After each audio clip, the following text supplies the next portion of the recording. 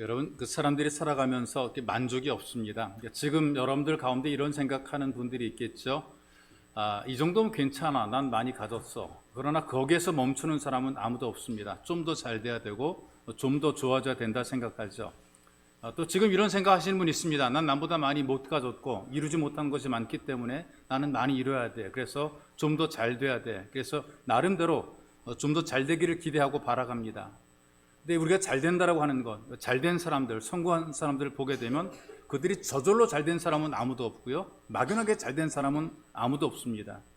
잘 될 만한 마음가짐, 또 잘 될 만한 삶을 살았고 잘 될 만큼 노력과 수고를 했기 때문에 잘 된 것이죠. 그래서 우리는 성공한 것만 바라봐요. 잘 된 것만 바라보는데, 그렇게 되기까지 그 사람이 얼마나 많은 노력을 했고 수고했으며 얼마나 많이 헌신했는가에 대해서는 그렇게 생각하지 않고 그냥 잘 된 것만 바라보고 그것만 따라가려고 하다가 실패하는 경우들이 많습니다. 오늘 여러분과 제가 함께 읽었던 이 말씀을 보게 되면 아무리 잘 되려고 그래도요, 교만하게 되면 망하게 된다라는 사실을 경고로 주는 것을 봅니다. 여기 말씀하신 이 교만이라고 하는 것이 타락한 인간의 본성을 의미하는 거죠. 남들 앞에 잘난 척하고 자랑질이나 하고, 이게 교만이 아니고요, 하나님께 대한 근본적인 불신의 마음과 또 삶의 태도가 바로 교만입니다.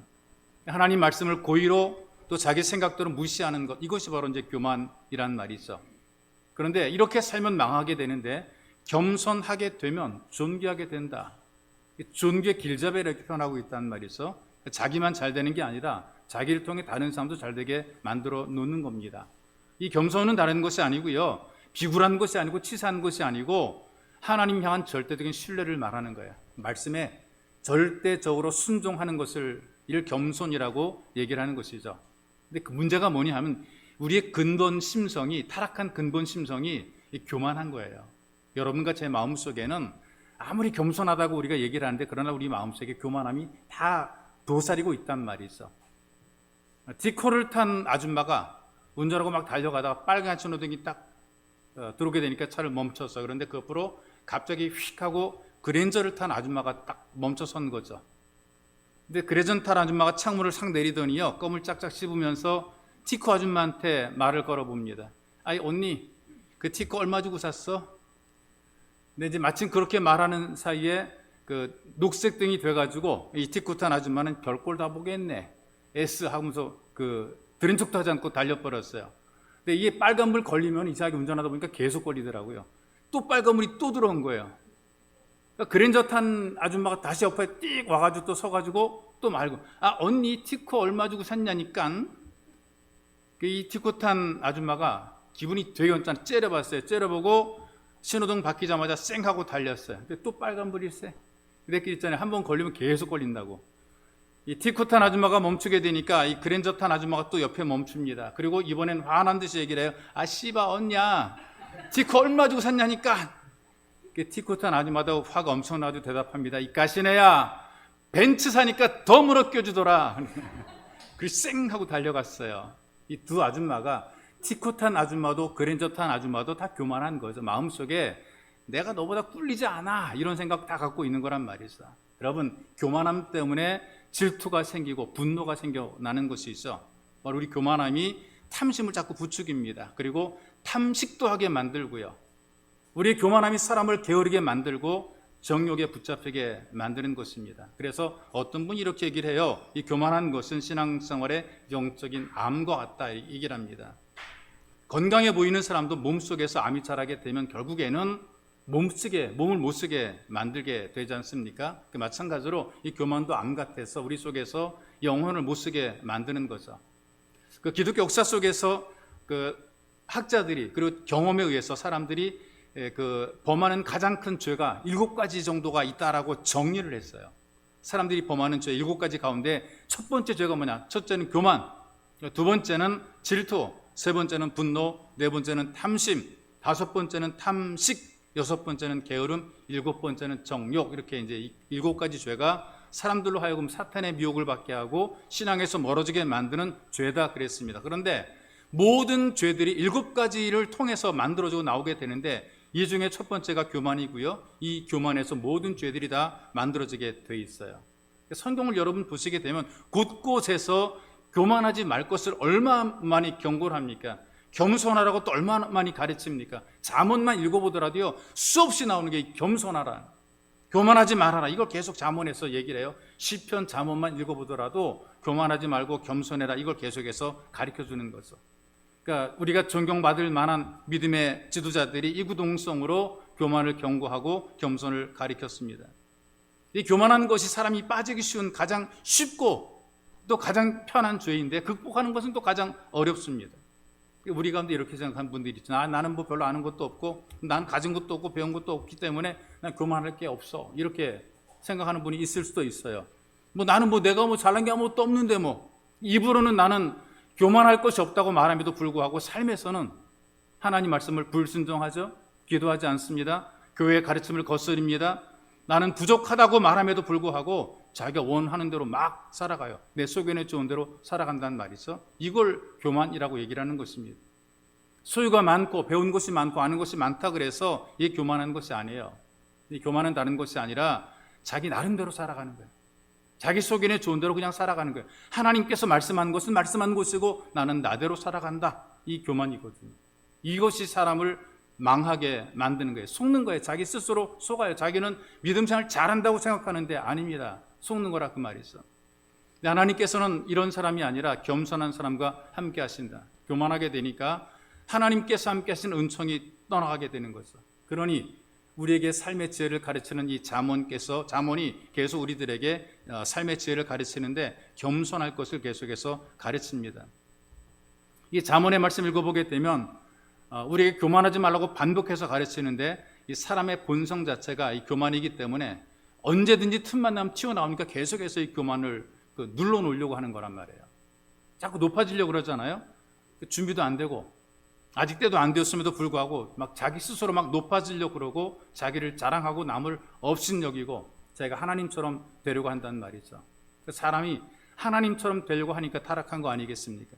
이 처음 사람의 범죄도 이런 교만에서 나온 것이거든요. 창세기 보니까 뱀이 하와를 미혹하잖아요. 사람이 교만을 부추기지 않습니까? 이 선악과 따먹어라, 너희 눈이 밝아져서 하나님처럼 된다. 얼마나 사람을, 피조물인 인간이 창조주처럼 된다라고 하니까 얼마나 이 교만을 부추기는 겁니까? 여기에 속아서 이 선악과를 따먹고 아담에게도 같이 범죄하게 된 것 아니겠어요? 결과는 에덴에서 쫓겨나게 된 것이죠. 하나님께서 가장 싫어하는 것이 교만입니다. 구약에서 가장 심각하게 언급하고 있는 것이 바로 교만입니다. 망하게 만들기 때문에, 있는 것도 빼앗기기 때문에, 준 것도 누리지 못하기 때문에, 쫓겨나기 때문에, 그래서 이 교만에 대한 것을 경고를 하는데, 여전히 역사와 시간과 세월이 지나갔음에도 불구하고 사람들이 교만으로 망해가고 있다는 사실이죠. 여러분들이 아마 TV를 통해서 아마 아셨을 거예요. 뉴스로도 많이 나왔는데 SBS TV 세상에 이런 일이라는 그런 프로가 있거든요. 거기 보게 되면 선풍기 아줌마라는 여인의 사연이 소개가 됐어요. 시원하게 만들어서 선풍기 아줌마가 아니라요, 얼굴이 선풍기만 해가지고 선풍기 아줌마예요. 일반적인 사회생활을 못합니다. 거의 집에서 운동하다시피 하죠. 사연이 나가게 됩니다. 병원에서 의사들이 무료로 그 여자를, 선풍기 아줌마를 치료를 해요. 몇 번의 회복수술, 성형을 다시 회복하는 회복수술을 받았는데 몇 해 전에 결국에는 죽었다는 뉴스가 나왔습니다. 이 여인의 얼굴이 보통 사람보다 한 서너 배 정도 크단 말이죠. 눈, 코, 입 전부 다 형체를 알아보기 어렵습니다. 원래 이분이 못생겼기 때문에, 외모가 못났기 때문에 이렇게 얼굴이 선풍기 아줌마가 된 것인가? 그건 아니에요. 젊었을 때는요, 다른 사람에게 뒤지지 않을 만큼 한 얼굴하고 한 미모하던 그런 여인입니다. 재능이 있어서 밤무대 가수로 활동하면서 가족을 돌봤단 말이죠. 마음속에 교만함이 들어오게 되니까요, 더 예뻐지고 싶었던 것이죠. 평소에 뭐가 불만이었느냐? 좀 자기 턱이 약간 좀 사각인 것이, 이렇게 턱이 각진 것이 불만이었거든요. 그래서 불법 시술로 얼굴에 실리콘을 주입을 하게 됩니다. 예뻐지고 싶은 욕망이 더 커지게 되고 자꾸 성형에 의존하다 보니까 이 실리콘 주입을 멈추지 않는데, 이제는 자기가 스스로 직접 자기가 실리콘을 주입하게 되고, 나중에는 콩기름까지, 파라핀까지 자기 얼굴에 자기가 집어넣게 됐어요. 이걸 안 하게 되니까 귀에서 환청이 들리는 겁니다. 넣어라, 빨리 넣어라. 귀 환청이 막 들렸다는 거죠. 이게 성형 중독이 되고 충동을 받게 되니까 점점점 얼굴이 망가지게 됩니다. 정신과 치료도 받게 됐어요. 근데 이 동기가 어떻게 만들어지게 되느냐? 다른 게 아무것도 아니라 교만 때문에 만들어지게 된 거예요. 인터뷰하는 걸 제가 들어봤거든요. 근데 거기에서 제가 인터뷰할 때에 늘 마음속에 생각이 꽂히는 그런 말이 무슨 말이냐면, 남들이 예쁜 꼴 못 봐요, 그런 말 하더라고요. 남들이 예쁜 꼴 못 봐요. 누구보다 내가 더 예뻐야 된다는 교만함이 이 여인을 이렇게 흉하게 만들어버린 거예요. 왜 남들이 예쁜 꼴을 못 봅니까? 내가 너보다 더 예뻐야 돼. 이 숨겨진 이 교만이 이런 결국 비극을 만들어내게 된 것이죠. 다른 사람이 예뻐도 괜찮습니다. 근데 왜 내가 남들보다 더 예뻐야 됩니까? 이것 때문에 내가 최고가 되어야 된다는 이 교만함 때문에 결국은 몸도 마음도 망가지게 된 것이고, 이 재능도 제대로 쓰지 못하고 인생이 허무하게 무너져 버리고 말았어요. 우리 교만을 버리고 겸손을 회복하게 될 때에 주님의 손에 붙잡혀 쓰임받는 삶을 살게 되는 것입니다. 그렇다면 우리가 어떻게 이 교만을 버리고 겸손한 모습을 가지고 살 수 있을까? 은혜를 잊어버리지 않아야 돼요. 여러분, 교만한 사람들을 보게 되니까 절대로 은혜를 기억하지 않습니다. 교만한 사람은 거들먹거립니다.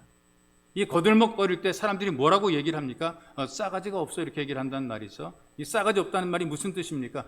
너 앞으로 잘 되기는 틀렸어, 그런 말이에요.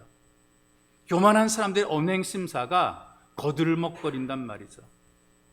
그 자기를 그렇게 만들어준 것이 자기가 잘나된 것으로 생각하고 다른 사람의 은혜를 기억하지 않고 나는 내가 잘나서 내가 잘됐어라는 이런 생각 가지고 거들먹거리니까 그걸 바라보는 주변의 다른 사람들이 쟤는 싸가지가 없어. 그 말이면 너 앞으로 잘되게 틀렸어.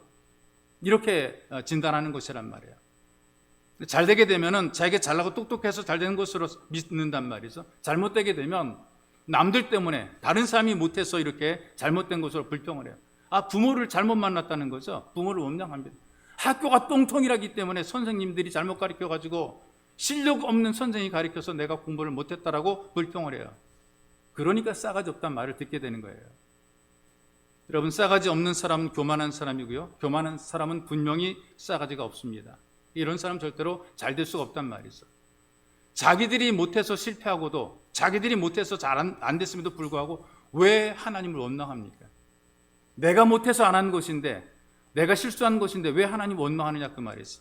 잘 되면 하나님의 은혜를 잊고 자기 혼자 잘나서 잘 되는 것처럼 살아갑니다. 그러니 하나님께서 그래, 그럼 니들 믿음대로 살아가라. 믿음대로 살아가도록 벌어두게 되니까 영적으로 교만하게 되니까 싸가지가 없어지게 되고 미래가 없는 삶을 살게 되는 거예요. 여러분, 이것이 구약 성경이 지금도 우리들에게 계속해서 경고해주고 있는 메시지인 거죠.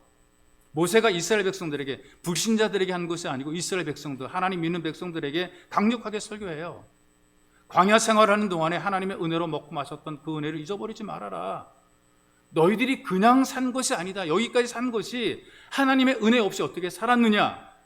홍해를 건너왔고 농사도 지을 수 없고 장사도 할 수 없고 거래가 될 수 없는 그 광야에서 먹고 산 것을 너희들이 생각해 봐라. 이게 다 하나님의 은혜로 너희들이 지금까지 이렇게 잘 된 것이다. 그러니 너희들이 가서 머물러서 앞으로 살게 될 가나안 땅에 들어가고들랑, 그래서 거기에 잘 되고들랑 더욱더 하나님 은혜를 기억하라. 이렇게 설교를 하는 거란 말이에요.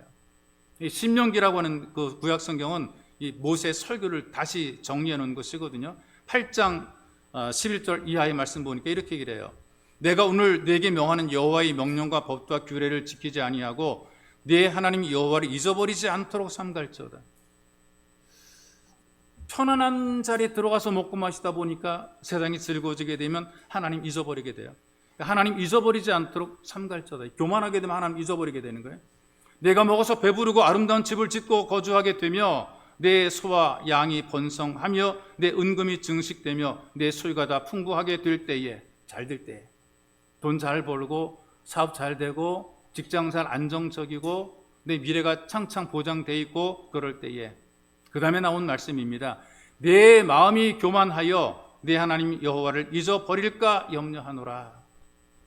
잘 될 때, 만사 형통할 때, 모든 게 다 좋아질 그때에, 그때 교만하지 않도록, 하나님 잊어버리지 않도록 염려하라. 이렇게 얘기를 하는 거란 말이에요. 누구든 교만하게 되면 은혜를 잊어버리게 돼요. 하나님의 은혜를 잊어버리게 되면 그 순간부터 복이 떠나게 됩니다. 그래서 이 모세가 후손들에게 남기는 간곡한 유언이거든요. 신명기는 마지막 설교예요. 모세의 마지막 설교란 말이죠.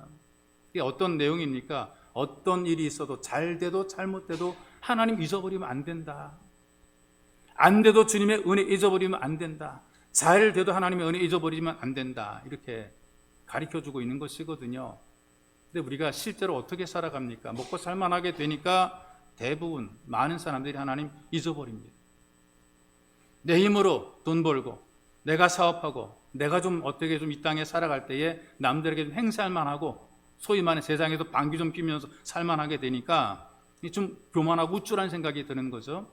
나 이만큼 살아. 나 이만한 지위가 있고 나 이만큼 잘 됐어. 그런 마음을 갖게 되니까 점점 하나님 잊어버리게 되는 겁니다. 이게 구약에서 보여주는 인간의 역사인 거죠. 그렇다면 구약의 역사가 우리에게 보여주는 것처럼 지금은 그런 일이 없는 거 아닙니다. 있기 때문에 이 메시지가 우리들의 계속해서 선포되는 거죠. 지금의 사람들도 예전 성경의 역사 속에 그 사람들처럼 여전히 교만한 모습을 가지고 살아가요. 그래서 감사하지 않고 살아가요. 은혜를 기억하지 않고 살아가요. 갈수록 이기적으로 살아가요. 자기만 아는 삶으로 살아가요. 부모님의 은혜를 모르는 자녀가 많아지죠. 스승의 은혜를 모르는 제자들이 너무나 많아집니다. 하나님의 은혜를 모르는 교인들도 많아집니다. 여러분, 이런 교만을 버리고 겸손을 회복해야 되는 것이죠.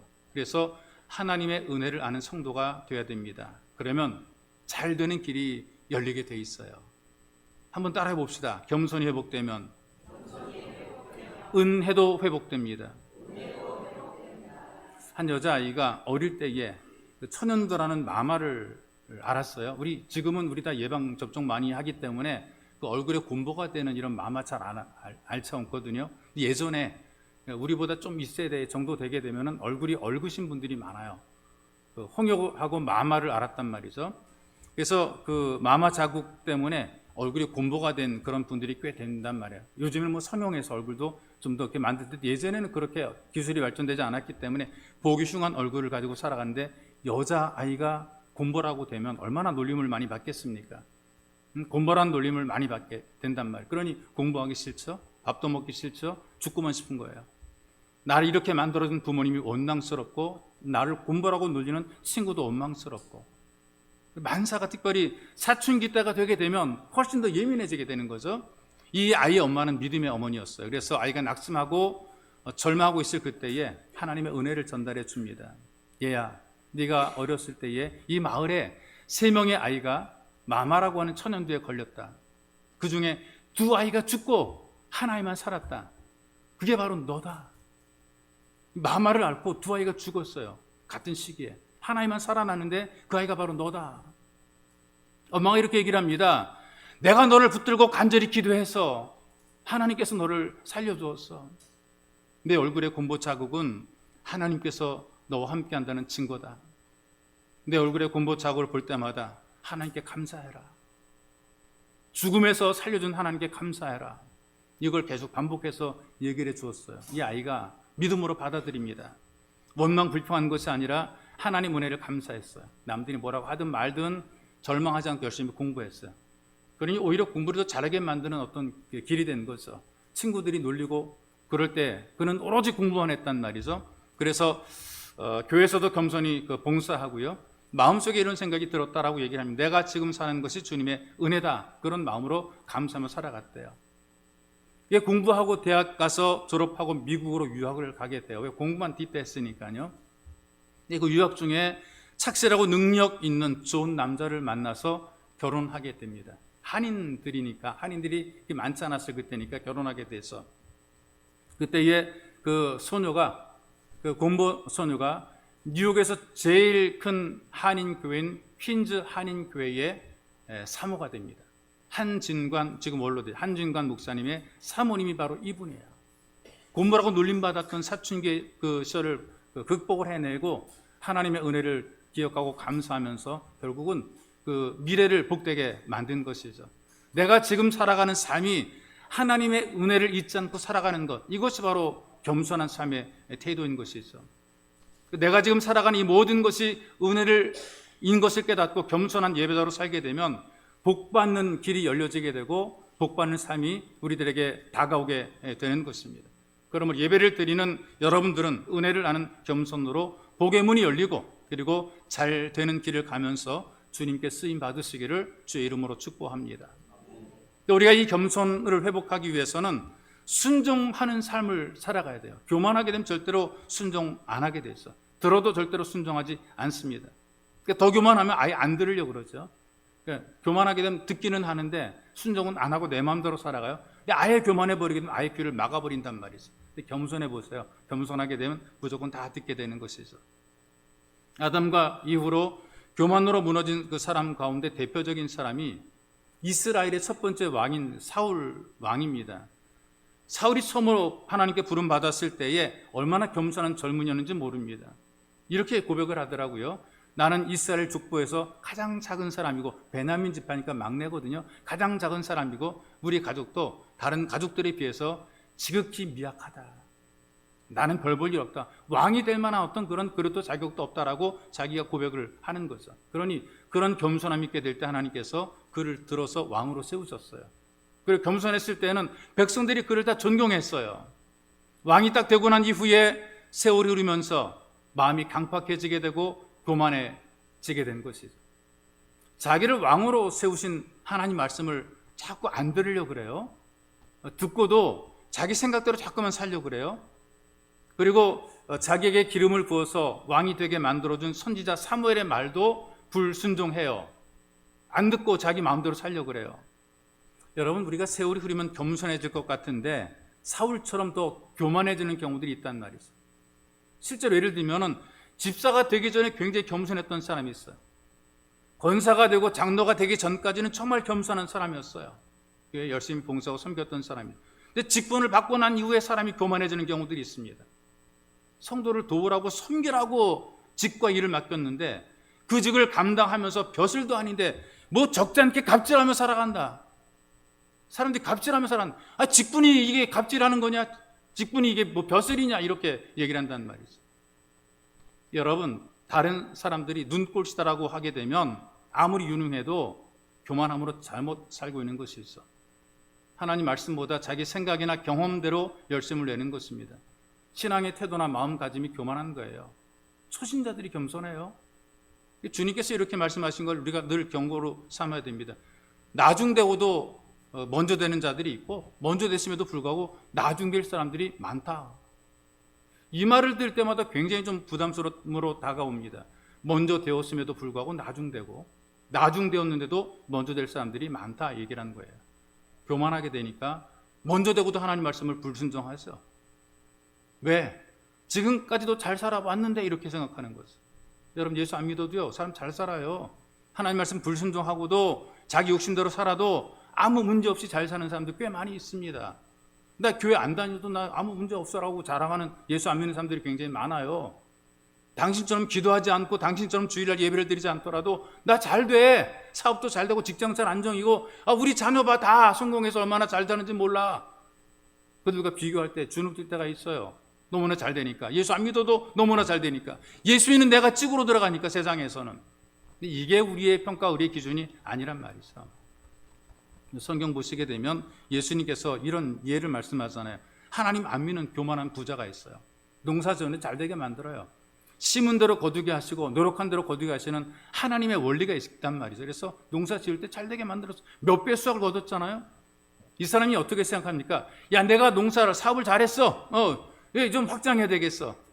우리 좀 파티 좀 하자. 먹고 마시고 우리 즐기자. 넓히자. 내일 어떻게 좀 다 불러 모을까? 다 불러 모아자면 파티해야 되겠다. 이렇게 얘기를 했어요. 여기까지 하나님 허락하시죠. 열심히 노력하고 수고한 것 하나님께서 그대로 거두게 심은 대로 거두게 만들어 놔요. 그래, 네가 열심히 살았고 너고 수고했으니까 이 세상에서 네가 산 만큼 거둬들여야지. 근데 그 다음에 문제가 어떤 것이냐면은 오늘 밤 네 영혼을 거둬갈 때에 네가 만들어놓은 쌓아놓은 것들이 누구의 것이 되겠느냐. 이게 중요한 거 아니겠어요? 좋다 이거예요. 열심히 살았어요. 수고했어요. 잘 됐어요. 근데 오늘 밤 내 영혼을 거둬갈 때에 네가 그토록 애쓰고 수고해 쌓아놨던 그 많은 재물과 명예와 권세는 그것도 누구 것이 되겠느냐. 여러분, 죽으면 끝이란 말이죠. 그날 영혼을 거둬가게 되니까 내가 내 능력으로 수고했는데 국물도 못 마시는 거 아니에요. 여러분, 겸손하지 않게 되니까 망하게 되어 있습니다. 이게 제가 공갈 협박하는 게 아니고요. 잠언이 경고하는 하나님 말씀이잖아요. 사무엘도 교만으로 불순종하는 사울에게 순종이 제사보다 낫다 얘기를 했단 말이 있어요. 불순종의 사람들은 뭔가 많이 아는 사람들이 있어요. 하나님 말씀을 많이 듣고 많이 알고 있었음에도 불구하고 듣고도 이거 안 하는 것입니다. 이런저런 이유들이 많겠지만 결론은 안 하는 거죠. 그대로 안 하는 것은. 하나님 말씀을 듣고도 불순종하는 것에 대해서 뭐라고 성경이 표현하느냐? 하나님을 버렸다라는 표현을 버렸다. 그래서 하나님께서 이 사울도 버렸다 이게. 듣고도 순종하지 않던 이 사울을 버리신 것처럼 말씀을 불순종하게 되면 하나님께서 버리신다는 것입니다. 그래서 사무엘을 통해 준 경고는 지금 우리들에게도 유효합니다. 왕이 하나님을 버렸으므로 하나님도 왕을 버려서 더 이상 왕이 되지 못하게 하셨다. 이게 전쟁 중에 중상이 있고 고통당하다 결국에는 자살하게 된 것. 바로 이것이 교만의 결국이 된 것입니다. 우리가 혹시 하나님 말씀을 알고 순종하기 싫다면 사울 왕을 한번 떠올려 보세요. 사울을 떠올려 보세요. 이 사울이 교만으로 불순종하다가 어떻게 되었는가를 생각해 보세요. 우리 겸손을 회복해야 길이 열리게 되어 있습니다. 교만이라는 것이요, 천사를 떨어뜨린 마귀가 되게 만들었어요. 근데 겸손은 사람도 천사가 되게 만들 정도로 귀하게 잘 되게 만들어 놓는 것입니다. 그런데 천사처럼 삶을 살았을지라도 교만하게 되니까 그 사람이 마귀처럼 떨어지게 되는 것입니다. 말씀대로 사는 것이 참된 겸손이죠. 미국 명문대 중에 예일대학교가 있지 않습니까? 예일대 의과대학에서 독특한 연구 하나를 해서 발표를 했어요. 의사들이 6년 연구를 했는데요, 한 305장 정도의 노년기 부부를 대상으로 연구를 했습니다. 305장이 꽤 많이 한 거, 6년 많이 한 거거든요. 그 주제가 뭐냐면 이런 주제입니다. 부부간 상호 관계와 기대 수명. 이 부부간의 어떤 관계 속에서 어떻게 사는 것이 좀 오래 살고 어떻게 살았더니 빨리 죽더라, 이제 그런 내용들을 한번 통계를 내보. 꼭 다 그런 것은 아니지만 통계적으로 내보니까 이렇더라라고 이제 통계가 나온 것이 뭐냐면, 누가 제일 오래 살았는가, 어떤 부부가 제일 오래 살았는가. 제일 오래 사는 부부는 가정에서 가장으로 인정받고 역할을 감당했던 그 남자, 그 남편이 오래 살았고 그 아내도 오래 살았더라. 이 부부가 오래 살았더라. 그러니까 남편의 어떤 지위와 신분과 역할을 인정해주고 그리고 함께 해주었던 그 부부가 상당히 그 기대 수명 이상으로 오래 살았다는 것입니다. 근데 공처가들의 수명이 길지 못했다. 남편들이, 공처가 남편들이 있거든요. 아내 눈치 살피면서 살아가는, 그러니까 아내가 자꾸 부담을 느끼면서 살아가기 때문에 수명이 짧아졌대요. 그러니까 여러분, 남편 빨리 보내고 싶으시면 그냥 긁어요. 남편 빨리 보내고 싶은 분이 있으면 막 긁으면 그럼 빨리 과부가 될 수 있어요. 이렇게 살다 보게 되니까 이 남편이 빨리 죽게 되는 거예요. 남편이 빨리 죽으면 자기는 과부가 되는데 뭐 행복할 게 뭐가 있겠어요. 그 다음에 부부가 또 굉장히 강한 부부가 있어요. 강하게, 서로 강해서 아내도 남편도 서로 강하게 자꾸 부딪히는 거예요. 맨날 부딪혀 싸우는 거예요. 그러니까 둘 다 수명이 짧았더라. 빨리 죽으려면 빨리 맨날 싸워야 말이야. 맨날 싸우면 빨리 죽게 돼 있어. 추측한 게 아니고요, 통계입니다. 305 커플을 연구한, 6년 동안 연구해서 만들어낸 이게 바로 그 통계란 말이 있어. 그러니까 제명에 못 죽는 이유가 뭐냐? 왜 사람이 제명에 못 죽어요? 말씀대로 순종하지 않고 교만하기 때문에 제명에 못 죽게 되는 것이란 말이 있어. 성경의 말씀 보십시다. 아내들에게 준 말씀이 있고 남편에게 준 것이 아내에게 준 말씀이 남편에게 복종하라. 남편들에게 준 말씀은 아내를 사랑하라. 이게 복잡하게 설명하지 않더라도 여러분들이 이 말씀을 잘 생각하면 될 것 같아요. 이 성경의 질서를 지키고 사는 가정이 장수하고 행복한 삶을 보장받았다는 것이죠. 성경을 무시하고 마음대로 막 살고 화내고 막 싸우고 막 다투고 막 그러면 수명이 점점 짧아지게 되어 있어요. 세상이 교만하게 되면 이 교만이 쌓여서 하나님을 불순종하게 되고 대적을 하게 되거든요. 세상이 그래요. 그런데 우리는 그럴 때 더 겸손함으로 말씀에 순종하는 것이죠. 세상에 풍조가 있어요. 흐름이 있고 유행이 있어요. 그 유행을 자꾸 따르려고 그러죠. 안 따르면 뭔가 뒤처진 것만 같아요. 예수 믿는 꼴통이라고 이렇게 말 듣기 싫으니까 그냥 적당히 따라가주기도 하고 막 그렇단 말. 그러나 그건 그렇고 하나님 말씀 우리가 따라야 되는 것이란 말이죠. 그래서 여러분 기도할 때 이렇게 기도하세요. 하나님, 교만이 떠나게 만들어주세요. 교만이 떠나게 만들어주세요. 재물로 인한 교만, 똑똑하다는 교만, 남보다 잘났다는 교만, 뭔가 유능하다는 교만, 이 교만이 다 떠나가고 겸손히 하게 해달라는 그런 기도를 드리시기 바랍니다. 그래서 교만함에 휩쓸리지 않고 겸손함으로 허리를 동이게 되면 우리는 주님의 손에 붙잡혀 쓰임받게 되어 있습니다. 그래서 말씀을 순종하는 사람으로 끝까지, 어느 한때뿐 아니라 끝까지 잘 되시기를 주님의 이름으로 축복합니다. 또 하나 더 말씀드리면은, 또 교만을 버리고 이 겸손을 회복하기 위해서 하나님을 기쁘시게 하는 삶을 살아야 됩니다. 여러분, 그 교만한 사람들은 다 자기를 높이고 좀 자기를 드러내고 자기를 자랑하려고 그래요. 자기가 영광 받으려고 그러죠. 교만한 그리스도인들은요, 마태복음, 마가복음, 누가복음, 요한복음 말고 또 한 가지 복음을 더 가지고 다닌다 그러죠. 어떤 복음인지 아십니까? 내가복음입니다. 내가복음. 마태복음, 마가복음, 누가복음, 요한복음 말고 또 하나 플러스 내가복음. 그래서 내가 한 일과 내가 드린 헌금과 내가 만든 것들, 요걸 자꾸 생각하고 요걸 강조하는 것이란 말이에요. 여러분, 겸손한 사람은 하나님을 높이 있어. 나는 작아지고 나는 쪼그라들고 오직 하나님 영광이 드러나기를 바라는 것. 하나님이 좋아지게 되면 이게 내 기쁨이 되는 것이고 내 감동이 되는 것이란 말이에요. 이렇게 산 분들이 과연 있겠는가? 있어요. 여러분들에게 소개해 드릴게요. 청량리 중앙교회의 김익명 장로님이라는 분이 계십니다. 현장에 사업이 막 잘 되고 막 이럴 때 이분이 교회 재정의 3분의 1을 혼자 다 감당했어요. 이 교회 작은 교회 아니거든요. 큰 교회입니다. 꽤 큰 교회인데 그 교회 재정의 3분의 1을 이분은 혼자 다 감당한 거라고. 이분이 그 유년부 부장이었을 때에 전산 교육 전사님이 당회 건의할 일이 있대요. 그래가지고 장로님에게 부탁을 합니다. 장로님이 헌금도 많이 하니까 이 당회에서 발언하시게 되면 이 정도는 그 장로님 얘기를 듣고 허락해 줄 거라 이제 그렇게 해서 장로님에게 부탁을 했어요. 근데 장로님께서 그 담당 그 교육 전사님의 부탁을 정중히 사양을 합니다. 사양한 이유가 이거예요. 나는 당회 가서 발언 안 합니다. 그 장로님 여러분이 계시니까 당연히 발언 잘 안 합니다. 아니 왜 발언 안 하십니까? 그랬더니 헌금을 많이 하면 말이라도 적게 해야 됩니다. 이런 마음을 가지고 봉사했어요. 그러니까 존경받죠. 사람들이 이분을 존경해 주죠. 헌금 많이 하니까 나는 말이라도 적게 해야 됩니다. 영향력 행세하고 내가 이만큼 헌금했고 내가 이만큼 하는데 뭐야 이게 아니라고요. 영락교회에서 은퇴하신 그 김광호 장로님이라는 분이 계시거든요. 이북에서 피난 나오신 분이에요. 고생 끝에 집을 하나 살만한 돈을 모았어요. 이분들이 북한에서 오신 분들이 현찰이 많아요. 장사에 고생해서 돈 모아서 현찰이 가장 많으신 분들이거든요. 부동산 하나 좀 장만하려고 그러는데 마음속에 이런 감동이 주는 겁니다. 내가 맨손으로 피난 나와서 소위 빤스 하나만 입고 나와가지고 여기 굶어주지 않고 내가 이만큼 돈까지 많이 벌게 되었는데 내 집부터 사지 말고 하나님부터 사야 되겠다 이런 생각을 해가지고 그 돈으로 여주 지역에 땅을 사가지고요 교회를 건축했어요. 건축을 마쳐 헌당 예배할 때에 참석을 해서 축하한 이후에 한 번도 거기를 찾아가지 않습니다. 교회 담임 목사님이 이렇게 자꾸만 불러요. 교회 행사에 자꾸만 초대를 해요. 근데 안 가요. 이유가 뭐냐? 나는 영락교회 장로이지 그 교회 장로가 아니다는 거예요. 그 교회는 그 교회 장로가 그 교회 목사지만 그 교회가 아서라고 난 영락교회 장로가 아니다. 두 번째는 내가 세운 교회라고 내가 자꾸 찾아가게 되면 내가 세운 교회라고 교만해지게 되니까 난 안 간다.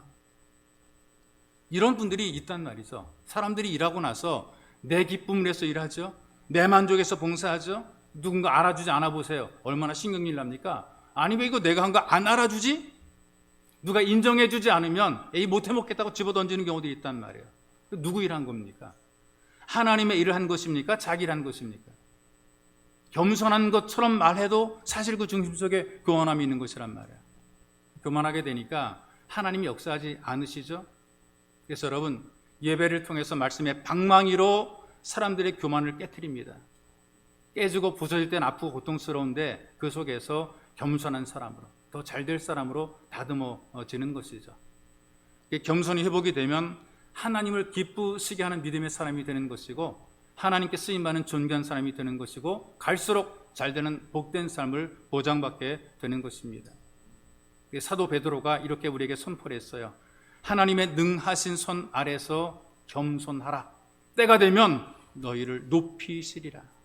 지금은 아무것도 아닌 것 같고 지금은 바닥을 기는 것 같고 지금은 깨진 것 같고 희망도 안 보이고 막막하고 절망이고 정말 죽겠는데 그런데 겸손하게 되면 하나님의 손 안에서 겸손하게 되면 때가 되면 너희를 높이시리라.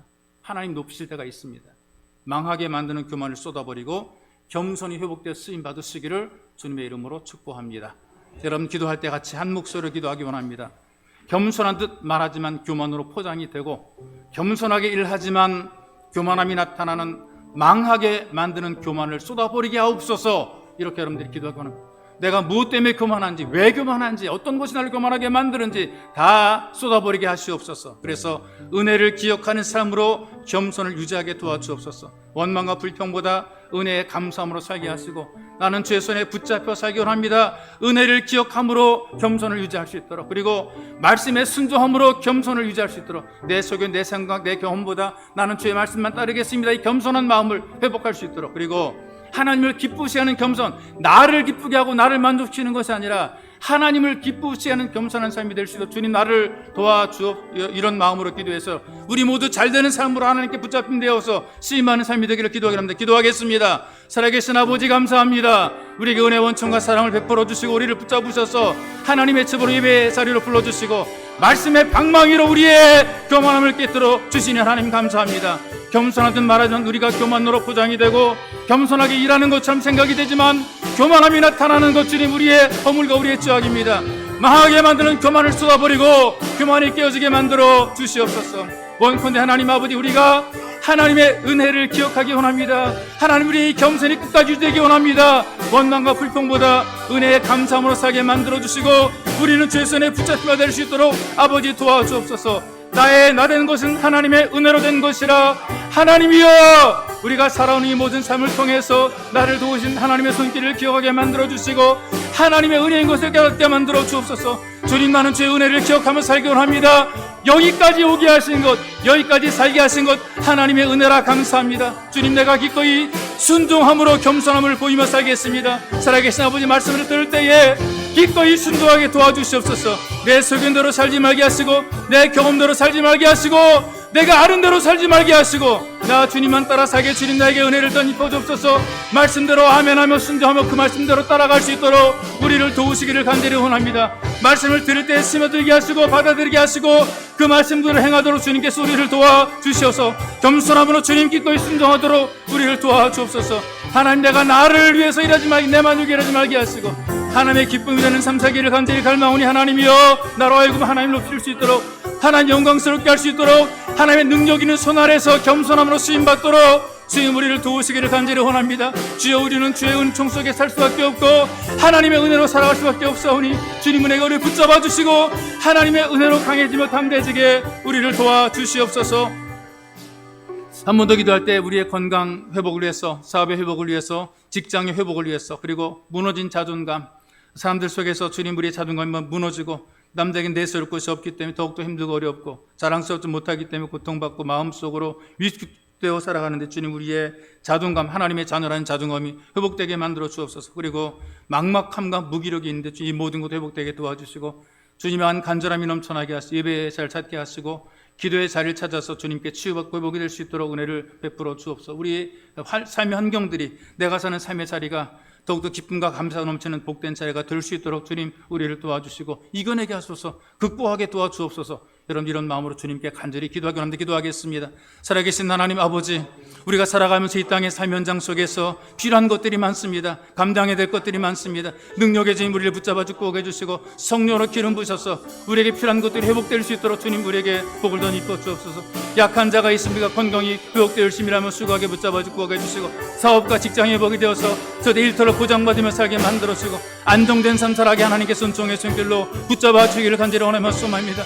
하나님 아버지 우리가 이 땅에서 너무나 안 되는 것 때문에 실패한 것 때문에 그리고 실패와 좌절 때문에 우리의 자존감이 무너질 때가 많이 있습니다. 우리의 자존감이 하나님의 자녀로서 회복이 되게 도와주시고 영적인 규적의 삶 살아가도 주님 우리를 도우시기를 간절히 원하며 소망합니다. 자비하신 주님 때로는 우리 인생을 살아가면서 앞길이 막막할 때가 있습니다. 무엇을 해야 될지 모를 때가 있습니다. 어느 길로 가야 될지 주님 답답할 때가 있습니다. 하나님 우리의 막막함과 무기력 회복이 될 수 있도록 주님 우리에게 지혜를 주시고 능력을 주시고 할 일을 주고 갈 길을 열어놓으시기를 하나님 간절히 원하며 소망합니다. 하나님 이 문제를 해결하기 우리 마음이 주 앞에 간절해지게 붙잡아 축복하시고 예배에 잘 찾게 붙잡아 축복하시며 간절히 기도하게 도와주시고 기도를 통해서 은혜를 누리며 성령의 충만함 속에서 하나님의 기적을 체험할 수 있도록 주님 우리를 도와주시옵소서.